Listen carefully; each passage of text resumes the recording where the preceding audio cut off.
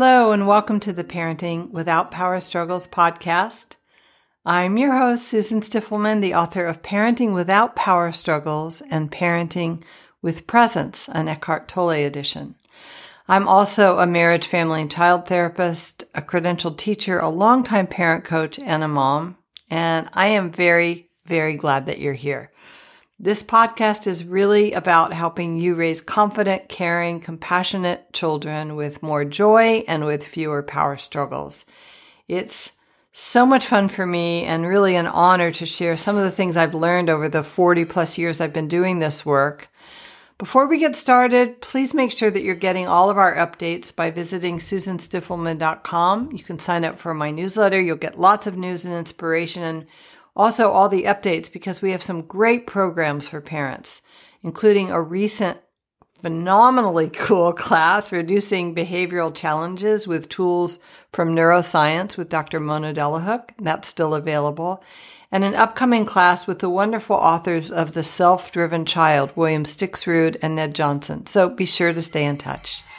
Today, my guest is Dr. Ramani Durvasula, and we are going to be talking about co-parenting with a narcissist.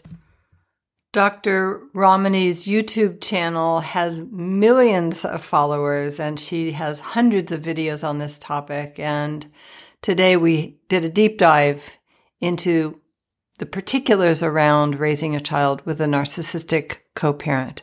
Have a listen, and then I'll come back.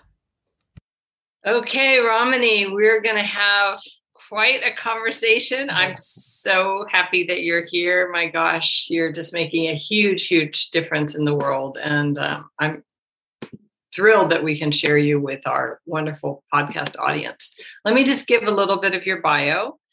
Dr. Ramani Durvasula is on a mission to demystify and dismantle the toxic influence of narcissism on all of our lives. She's a clinical psychologist and professor of psychology at California State University, LA, the author of Should I Stay or Should I Go? Surviving a Relationship with a Narcissist, and You Are Why You Eat, Change Your Food Attitude, Change Your Life, and lots of other publications and books and so forth. The focus of Dr. Durvasula's clinical, academic, and consultative work is the etiology and impact of narcissism and high conflict, entitled, antagonistic personality styles on human relationships, mental health, and societal expectations. Her work's been featured on Red Table Talk, The Today Show, Oxygen Bravo, and she's a featured expert on the digital media mental health platform MedCircle. Dr. Durvasula's research on personality disorders has been funded by the National Institutes of Health, and she's a consulting editor of the scientific journal Behavioral Medicine, and is just making a huge, huge impact on the world and on the lives of real people. On her website, Dr-Ramani, RAMANI.com, and most importantly on your YouTube channel, which is just filled with every type of video on every aspect of relating to, interacting with, living with, not living with, leaving, parenting with, all of the things that we do in our daily lives with someone who has narcissistic qualities. Thank you. As I always feel like that's a grandiose introduction. And last thing I want to be in what I do is videos, but thank you. And it's an honor to talk to somebody who works in this field as well.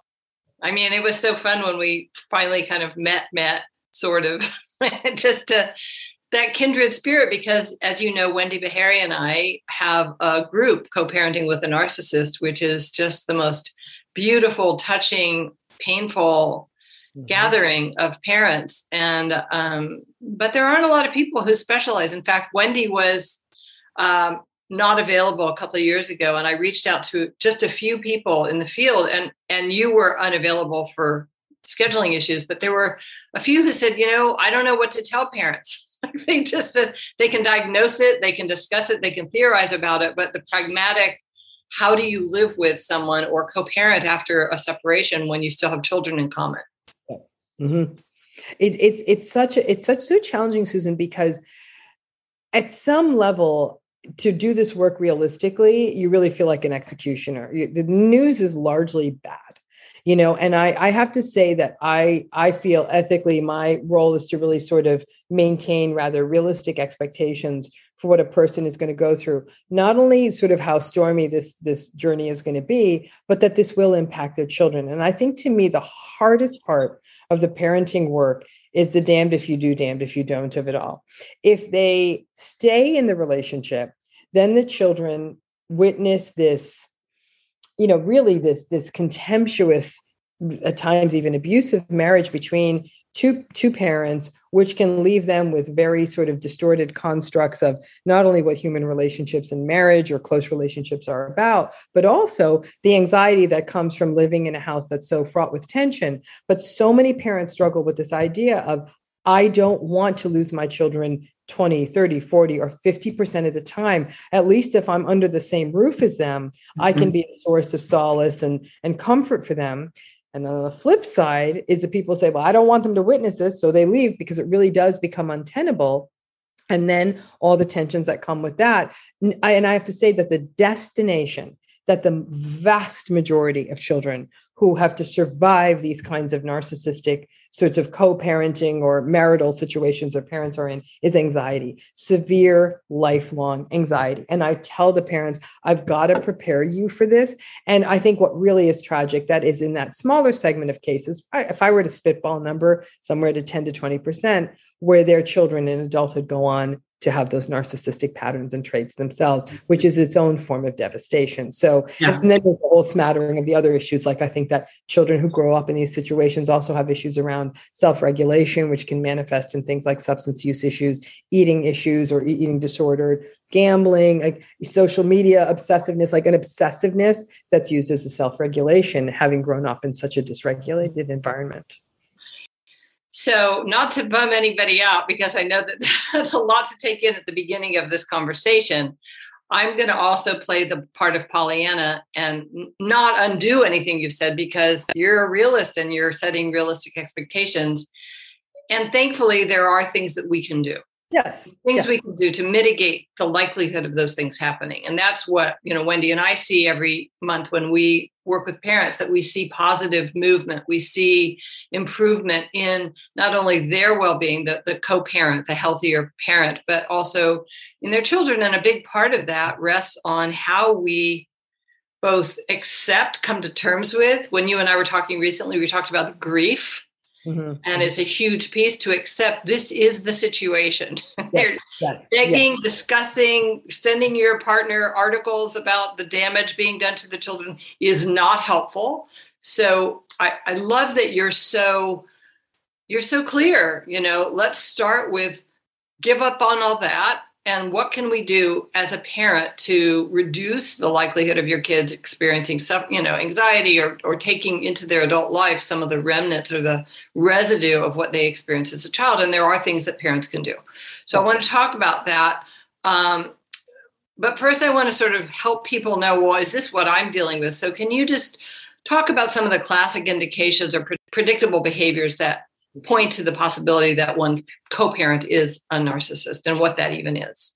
I mean, it's things like lack of empathy, entitlement, grandiosity, arrogance, somebody who's quite controlling, superficial, validation and admiration seeking, deeply sensitive to any form of criticism or feedback. We see things like impulsivity, and all of this is cloaking this sense of inadequacy and insecurity, that these are the defensive projections that a narcissistic person has to protect that core inadequacy. And when that inadequacy gets triggered or activated, then that narcissistic person usually then has their shame come up, and right behind that shame is often a lot of rage.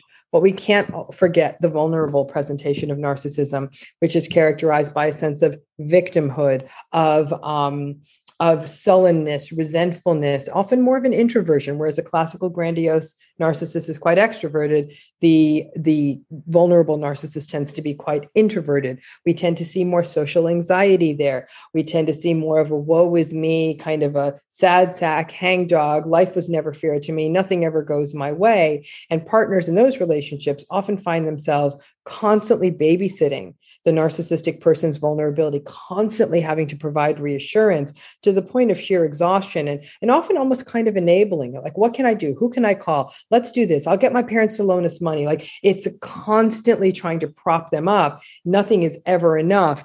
And if you look at the work of people like Pincus and Ronningstam, the real sort of theoretical heavy hitters in the world of narcissism, Ronningstam in particular, she would argue that vulnerable and grandiose narcissism are just two faces of the same coin. And when things are going badly for the narcissistic person, we tend to see more of the victimhood, sullenness, and resentfulness. And then when things are going well for them, we see sort of that pretentious, arrogant, preening kind of narcissistic presentation. And mixed into this are the patterns like dismissiveness, invalidation, minimization, lots of manipulation, gaslighting. All of these patterns just tend to be part of the narcissistic relationship. So it's constantly unsettling, it's constantly invalidating, it's constantly unsupportive, but tossed in here, and that's what gets confusing, are what I call the bits of sunshine. Those days where you're like, I really like this person. We're having the best time. We have good sex. This person is so smart. They're my favorite Scrabble buddy. We both love this obscure hobby. There's something compelling about this person. It's that compellingness that often can lead to the justification that makes these relationships last often decades past what would be considered a healthy shelf life. I'm really happy that you moved in that direction, because I often say that they give good crumbs. Mm-hmm. You never know when you're going to get a little dose of something, but it's a good dose. And so we sort of stand there hovering on the side, hoping that maybe today or maybe at this meal, we're going to get tossed a little scrap. And there is a process inside of us that has to shift first. And the good news is there are things we can do. Now, we cannot ever change that person. And as I said before, looking at the grieving, it's actually quite liberating when you accept, oh, this is what it is. And this isn't going to change. But there's a lot a parent can do independent of what the narcissistic co-parent does. Can we talk about that? Some of the ways to empower a parent to not be as vulnerable, as sucked in, as desperate for, that promise of, or that idea of hope that this time is going to be different. Right. Part of it is education, right? So I always say there's sort of 5 things that keep people stuck in narcissistic relationships. The hope it's going to get better and it's going to change. The fear of the unknown. What if I get divorced? If I don't have my kids half the time? What is the money going to be? How am I going to fit into society? The guilt, especially when you're dealing with a vulnerable narcissistic presentation. I hate to say it, but these folks almost look pathetic. And you feel guilty leaving this person who just can't get it together. And you're like, I'm not convinced this person could tie their shoes unless I was helping them. So there's almost a sort of strange sort of caregiving guilt that comes in. Familiarity. A lot of people get into narcissistic marriages because they grew up in homes like this. And there's an almost magnetic draw, like that repetition compulsion that Freud and others wrote about, that this idea that this is familiar. So people feel like, I just keep getting pulled back in. It's like the mafia, right? I keep trying to get out, keep pulling me back in. And then finally, and this is what I'm about to talk about, is lack of information. The vast majority of therapists aren't even well-versed in narcissism. I can count on one hand the number of graduate programs I'm aware of that require a course in personality disorders, let alone one focused solely on these high conflict antagonistic personality disorders, which are actually the bane of most clinicians' existence, which to me is such an interesting kind of an oversight. So most clients don't get it. And then they're stumbling around in the dark and might put search terms into Google and be thrown to my videos or your podcast or something. They're like, oh, this is a thing. This isn't just me in this situation. And I think just understanding patterns like trauma bonding, like radical acceptance that this isn't really going to change. So I can have realistic expectations if I do this and do that. And I can really understand that there's limits to this. That actually does set some people free from some of the tyranny, because they're saying, okay, I'm no longer trying to do the impossible. I can focus on the possible. And it's really about teaching people what the possible is. One thing that's very interesting about narcissistic relationships and co-parenting is not all narcissistic people are bad parents. Yes. Some of them are on point. Actually, they get supply from their kids, which may not be a great thing to do, but they're really into their kids. They can have sort of a Disneyland parent kind of feel or flair, but they're actually into their kids. And I say to people, if you're going to have to co-parent, and I think people are hurt, they don't have a partner in this person, right? They feel betrayed. And especially when there's situations like infidelity and all of that, there's even a bitterness of how does this person get to portray being the great parent to the world and they betrayed me. I'm like, we're having two different conversations here. That idea of you having a healthy marriage, that train left the station a long time ago. However, what's remaining on the table is the opportunity for this person to do right by these kids. And if this person is rolling up and trying to be present with these kids and show off and be super parent, run with the ball. Like, and let them be the super parent. Use that as your day to go take a break and take a nap, and you do you, and let them brag about being super parent. If your kids are safe and they're having a good time, and actually that parent isn't doing a bad job, be glad with that. And I think that kind of ego, kind of stuckness can sometimes throw people off, is that support their parenting. If you're in that, and that's actually not an unfortunate situation. I understand there's a lot of grief around marriage not working, but there can be that part of them being able to be a successful parent, maybe in just small doses. And yes, it may only be the Disneyland parent. And if that's the case, that you have to be the kind of the more of the unpleasant, do your homework, eat your vegetables parent, so be it. But take those Disneyland moments that they take them off to the beach or whatever, and use those as moments to replenish yourself. It really means shifting the paradigm, that it's not going to be the kind of maybe fantasy vision you had of family life. The other thing I teach people is the power of the word and. Trauma bonding and cognitive dissonance all come from a place of the but. They're yelling, but they had a bad day. They're not showing empathy, but they had a rough parent. But. I said, if you want to push through the trauma bond, push through the dissonance, push through the justification, I want you to throw your butts out and bring in the ands. I am married to this person and they're really mean to me. I am married to this person and they have no empathy for me. You might wonder why, because now you have to sit with that. And sitting with that dissonance, instead of trying to make it go away, can actually make you more agentic and being able to take more clear steps forward, whether that means marital dissolution, whether that means trying to figure out the workarounds, whatever it may be. I think those are huge steps. And then finally, I do say to parents, like, something to keep in mind is there's things any parent can do under these conditions, which is routine, consistency, empathy, compassion. And I say the best way to teach the child reciprocity, play board games with them. And sometimes you win.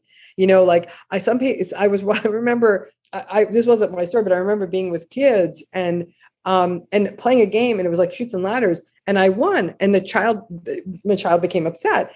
And this friend's like, why didn't you just let them win? I said, because I want her to be with the disappointment and learn to regulate that disappointment of the Chutes and Ladders game. Those moments, there's so many moments to teach empathy, literally from almost the age of 2 all the way to early adulthood, whether it's board games, whether it's watching a TV show or a movie or reading a storybook and talking about them afterwards. So I do think that the helplessness can be allayed by the myriad things a parent can do to give their child a solid grounding. Because frankly, Susan, I have seen so many cases of people who had one narcissistic parent and one really solid parent. They turn out to be really solid adults with really the only monkey on their back being anxiety and a feeling of not being good enough. But if anything, it created a neurosis around imposter syndrome and all of that. But they're really highly functioning adults who actually go on to really successful adult relationships and aspirations. So I don't view this as sort of a sentence,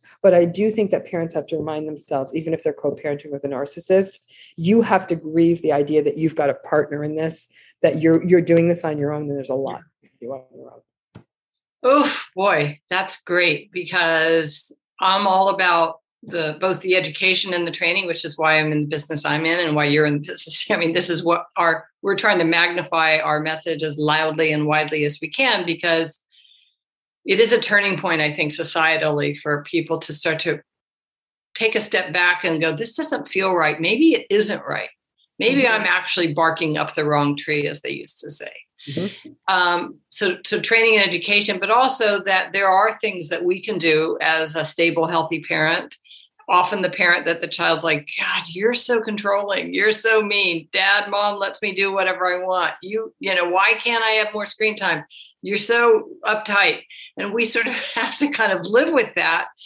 And hopefully we have outside resources, friends, therapists, support groups to kind of process through that, because it's certainly not our child's job to sort of behave a particular way so we feel better. And that is a dangerous path, I know. And it's tempting because there's so much of an overlay of injustice about the situation and unfairness. And it can trigger our own childhood stuff. Like maybe as a child, we had a similar dynamic going on. However, there is hope. And I agree with you. I've seen many, many kids emerge from childhoods where there was a narcissistic parent who became very empathic, very caring and solid. And yes, and I agree. I think anxiety is probably the primary overlay. So before we wrap up, which I can't believe we already are nearing the end of this, I want to talk a little bit about some of the ways that we can foster an easier dynamic. And maybe that means let's talk about what a parent should not do or is not in their best interest when they're communicating with a narcissistic co-parent. Or, of course, if you have suggestions on what you can do to ensure a greater successful, the texting, all the different ways that communication can fall apart very quickly if we poke the bear. So how do we avoid poking the bear? Again, it's to don't poke the bear. And I think that what happens is that let's assume that these are divorced parents, right? Who are not parenting, because I think it's two different conversations. So let's start with you're no longer married to this person and you're doing it in separate households. It's like the old Dragnet show, right? Just the facts. You stick to you are no longer working through this marriage. You do not bring up the cheating incident. You do not bring up the lying incident. No. This is about the children. I use the term in a lot of my trainings and seminars and all that, this idea of true north. When you're dealing with a narcissist, you've got to have a true north. And by that true north, I mean the only time you're willing to go to the mattresses, the only time you're willing to take the fight. So some people, I'll say to them, there's no reason to talk about X, Y, Z, A, B, C, PDQ, you name it. However, your kids may be your true north.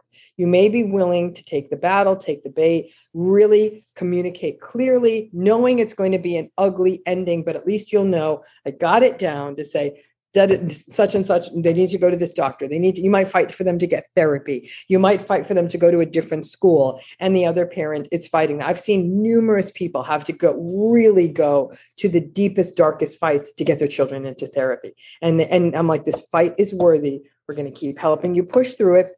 The majority of time it landed the way they wanted. Sometimes it didn't. But I said, other fights, not worth it. This fight, your child needs mental health services, worth it. Okay. So that's what I mean by a true north. But it's really sticking to the facts and not getting lost in the thickets of what happened, or you're a new girlfriend this and you're a new girlfriend that. Like there's a lot of that kind of egoistic sniping. Let it go. Facts, like that. Pretend you're in a deposition. Do it in writing. To the degree you're in a case that you are having to go back and rewrite settlement agreements and rewrite custody and parenting plans and all that, you do need that in writing. And again, there are the parenting apps that are done in a way that, that they're much more tracked. They're available by mediators and custody evaluators and all of that. Like look into, there's a whole bunch of different ones out there. I'm not going to advocate for one or the other, but, to get to many times that's actually a stipulation of things like mediation and all of that anyhow. So you may need to use something like that. But it is really keeping it to the facts. I don't know if you're familiar with Tina Swithin's work. Tina, One Mom's Battle. Tina's a friend of mine, and Tina talks about yellow rocking. And I always thought that that's such an interesting usage. And, it gets away from the gray rocking, which really feels super disengaged, right? And it's almost so flat that it's destabilizing for a child, potentially to see two gray rocked parents. But the yellow rocking allows you to infuse a little bit more empathic emotion in there. I see you got a new car. Now, instead of like, I see you got a new car, hey, I got a new car. I like the color, or, whatever neutral topic you can find to talk about that can at least create for the child child the sense that this is this really fraught, hostile kind of a space. So that's in the case of marital dissolution. Now, in the parents who are still together, who are saying like, listen, for now, I don't feel comfortable leaving this marriage, but I have to co-parent with this. The rules are kind of similar. True north and just the facts. This is about your kids. Like, this is really no longer probably going to be a particularly rewarding or particularly deep, intimate relationship. There's a term, actually, a client threw at me, and then I developed it out, this idea of firewalling. And if you have a firewall on your computer or on a computer network, it's a way of monitoring the information that comes in and that goes out of your computer, so people aren't stealing your passwords or giving you a virus and all of that. That's how I suggest people communicate with narcissists, is through firewalls. You do not want to share anything that is going to start a new argument, that's going to leave you vulnerable. I always say with narcissists, don't share the good news, don't share the bad news. Just share the superficial news and only share the other news to the degree you need to, because otherwise you're just going to froth up a fight. And on the receiving side of it, don't take the bait. They're always trying to poke you. Don't take the bait. That's a gray rocking premise. And then again, a lot of things in writing, putting things like, here it is in writing. And I know that sounds so legalistic, but if this marriage is actually starting to head for the rocks, those emails, those text messages end up becoming a really important part of the record. Will it go anywhere for you? Who the heck knows? But at least you've got it. But put things in writing.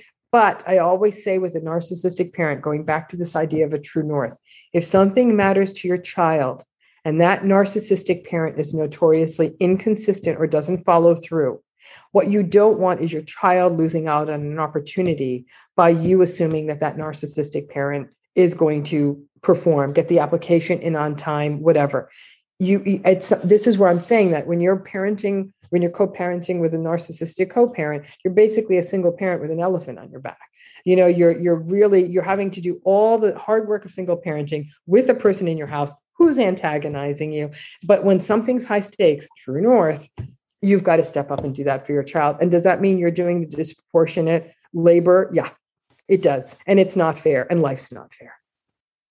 So I want to jump into a couple of things that you and I've talked about previously around the language, especially with the court, because as you've pointed out, so many parents think the court's going to see through this guy, right? Or this woman.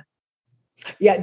One of the biggest errors I see people make, especially early in the game, is they'll say, oh, I'm going to get divorced, and the court is going to see what a jerk this person is. And and they're going to award me full custody. And I'm like, oh, heck, they're not. I mean, we know that the baseline assumption in the state of California, where I'm located, is 50-50. And any deviation from that is a conversation. And so I'll often say to people, number one, do not think that court's not going to see through this person. You can't even say the word narcissism. You cannot say it in family court. You cannot say it to a mediator. You cannot say it to a custody evaluator. You cannot use this word. And people walk in with their videos and their books and say, look, and they'll say, because you do that in a courtroom, you immediately will be branded the difficult parent, and the entire process will unfold from that assumption. A lot of the work becomes learning to talk about the patterns inherent in narcissism without saying the word narcissism. It's like the kids' game Taboo. Like, how do you say ice cream without saying cold and sweet and all these other words? Like, how do you say narcissism without saying narcissism? And it's really about bringing behavioral examples. The more you can link it to a behavior, something that's observable and ideally documentable, then that is what will actually have teeth in court. And that you have to have this realistic expectation that the systems don't get this. If the systems got this, we'd be in a very different place. Narcissism is not against the law. It's not. And this is why it raises issues not only in family court, but also in workplaces. And so a person can be a jerk and still get custody. A person can be unempathic and still get their custody. A person can be entitled and still get their custody. The court is not making a decision on necessarily what's healthy for your children. They're making decisions on the basis of how California family law is written. And I don't think it's going to happen in my lifetime that California family law is ever going to be written to account for narcissism. It's just not going to happen. And I think understanding that, I often tell people, Susan, in fact, don't walk in there like you're the mother lion on a Hallmark movie. You're not going to take my kids. The harder you fight, the harder they're going to fight you. And in one of the more apocryphal examples I have, I said to a lady, and bless her heart, she went with it. I said, you have to make it sound like when he asks for custody, half custody, you're like, this is great. I'm going to be using this time to catch up with old friends. And there's some stuff I've been wanting to pursue and develop out my career. And this woman was like, she's like, I can't, that's not what I believe. I said, I don't care what you believe. You are not going to fight. You're going to say, when he says, I'm going to get these kids half the time, you're going to say, that's absolutely, you're their parent. And I actually am really looking forward to having his time to myself. The minute she did that, he's like, what? I'm a busy guy. And she's like, listen, half custody, that's something you're entitled to. And he's like, I don't have time for this. She got 80-20. What are alternatives to narcissism? I know one of the words that you've used is antagonistic, but let's give people a couple of ideas. Yeah. So antagonistic, high conflict, impulsive. You might want to say sudden bursts of anger, inconsistency, devaluation. But and then when you say inconsistency, it might be things like, there were 6 instances where the pickup time was 3 p.m. and the parent came to the school at 4 p.m. only after paying a late fee to the, what I'm saying? Can't you be, they're inconsistent. And here are examples. Have your examples and put them under words. Dysregulated would be things like at a child's soccer game, there was very contentious behavior towards the coach, which resulted in da-da-da. So you can use a big word like dysregulated or even inconsistent. Back it up with the examples, but avoid that word narcissistic, because at this point, when a family court judge hears it, their eyes glaze over because it cannot really affect their decision making. And if there are more egregious things that happen, Susan, whether it's, for example, substance abuse in front of children, obviously things like physical abuse that would bring up a whole different sort of issues, but even things like inappropriate conduct, inappropriate language, things like those. Again, this really does come down to documenting. You got to get it all done. Okay. Well, okay, everyone. We're here to serve. I mean, I think that this is the purpose of this podcast and all the work that we're both doing in our respective fields and businesses and platforms. And the serve means is because you all deserve support. You deserve information. You deserve help. And I think it also starts with acknowledging for each one of you listening that you are doing the hard work. Mm-hmm. And we honor that this is a difficult path. There is no way around it. That is just how it is. And I love, this idea that I know when I had my son, and I'm, 5'4.5". I'm not a huge woman. My son is now 6'5". I was in labor for 27 hours and he was 9.5 pounds. And I knew that I couldn't do it. And then I did anyway. And I think that when we can remember the things we've done that seemed impossible, it can really fortify us. And so every one of you, remember the things you have accomplished, because it's so easy to start to kind of keep track of all the things that have fallen apart or the ways that this life that you're, as you raise your kids doesn't match what you envisioned. But look for the ways that it does. Look for the little gems, the little kernels of hope or that positivity that kind of prop you up and make you realize, yes, I can do this really difficult thing. Do you have any final thoughts? Anything you want to add, Ramani? I think that there's so much grief. I want to go back to that word grief, because this idea, the grief around the unfairness, the grief around the injustice, the grief around some people who, for example, may have had their own divorced parents vow, come hell or high water, I don't want to get divorced. And yet you may find yourself having to navigate those waters. The grief of knowing your children had to witness an unhappy marriage rather than the vision you may have had for them, which was one filled with love and joy. The grief that you didn't have a happy marriage. There's so much grief. And I remind people, grief is like these waves, especially when it comes to narcissistic abuse, and nobody's dead. It's these waves that come up on the sand, and that it will hit you at the most random times. You'll see a family happily having dinner in a restaurant, not near you. And the grief will hit you like as though somebody punched you in the chest, and it's okay. And even if you need to step away to the restroom and cry it out in the stall for a minute, it's okay. So many have been there with you. So many more will. You're not crazy. You're not losing your mind. This is a grief like no other. Nobody quite gets it unless they go through it. And I really want to reassure people that if you're grieving and you're finding yourself crying at the most random things, that means you're doing it just right. And trust your psyche. Like it's sort of like off gassing. It's letting some of that toxic stuff go and just be there, be present. This is co-parenting with a narcissist is a masterclass in mindfulness, because you have to learn to be there and mindfully with your kids, despite all of this distress happening in your life, and be very present and work around the problem, and really then have to let go of all of your old narrative. You're writing a very different kind of story. Yeah. Yeah. But you can do it. You can do it. You can do it. Yeah. Thank you so much, Ramani. Can you please remind people of what you're doing and how they can find you?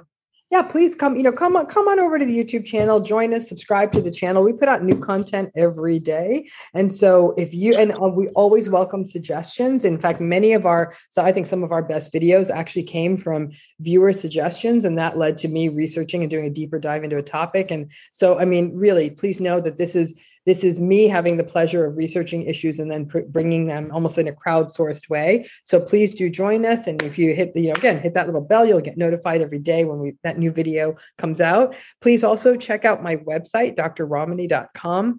It's spell out the DOCTOR, Ramani.com. On that website, it's really a compendium of everything related to narcissistic relationships, other people's content, podcasts I've appeared on, things like, we'll have a link to this, to our podcast today, appearances, seminars. We do seminars about once a month. And these are ticketed seminars where people can do a deeper dive into a topic and really explore it more.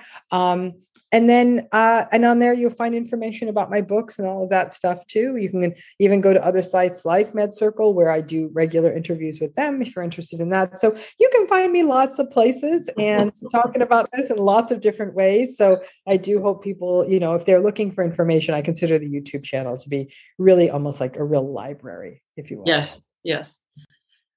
The image I have of you is like, you're like a crusader. Yeah. I mean, I suppose, yeah, a nonviolent crusader. Nonviolent crusader. I didn't think it was going to get here. And I think for me, the devastation was that there were so many people out there where there was no answer. And I have to be frank with you, and I can say this to you as a fellow mental health practitioner, I'm angry at the field. Yeah. I'm angry at the field for being unwilling to address this. It's a very uncomfortable thing to address, but just because something makes us uncomfortable doesn't mean that all the years we spent in school and getting training, I do feel that there's a necessity, because the number of people I've seen sort of set free from the voices in their head telling them that they're no good and this is their fault and that they're to blame, that it was simple information that actually for a lot of people helped set them free. And so for me, another big part of my so-called crusade really is to train therapists, to really come up with training models to teach them, like, this is what this is how you work with clients who are going through this. And, and everyone's got a different story, yet there's some really universal themes there. So I shall keep crusading until I get too tired, which some days. And this is the thing, that one of the first books that I read as I was starting to do the deep dive is The Wizard of Oz and Other Narcissists. Yeah. Mm-hmm. And of course, then Wendy Bahari's book, Disarming the Narcissist, Surviving and Thriving with the Self-Absorbed. But when I read The Wizard of Oz, it was such an illumination, because I've been a therapist for a long time, and it talked about how these people show up in an office, and therapists have a very difficult time spotting a narcissist. They're charming, they're successful, they have friends, they appear to have kind of life together. So yes, I'm so glad that you're putting some attention into training the therapists as well, mental health professionals. Okay, everyone. My website, as you probably know, is susanstiffelman.com. And as I mentioned, Wendy Bahari and I have a monthly support group called Co-Parenting with a Narcissist. And we get right down in the trenches. It's a beautiful gathering. So if you need that kind of ongoing support, it's not very expensive, and we welcome new people to join us. Ramani, thank you. And I look forward to continuing to watch your crusade and to helping however I can to bring this training and education to so many who need it. I appreciate you. Thank you so much. Okay, I know that was not necessarily an easy conversation to listen to if you are parenting with someone with narcissistic tendencies, but hopefully you also feel more knowledgeable, more informed, and more empowered to do the best you can by your children and for yourself. If you're enjoying this podcast series, please leave a rating. It's so helpful. Or write a review if you have 30 seconds or a minute. It's easy to do, very quick, but it makes a big difference. Also, hit the subscribe button if you want to be notified, because we are releasing a whole bunch of great new episodes, and you'll find out if you're a subscriber. Remember to stay in touch so you can get your regular doses of parenting inspiration at susanstiffelman.com. We've got great things coming up and always offer lots of support. And if you happen to be someone who could use help on an ongoing basis co-parenting with a narcissist, check out the group that I run with Wendy Beharry. All right, that is it for today, everyone. Remember, no matter how busy life gets, look for those moments of sweetness and joy. Stay safe, stay well, and I'll see you next time.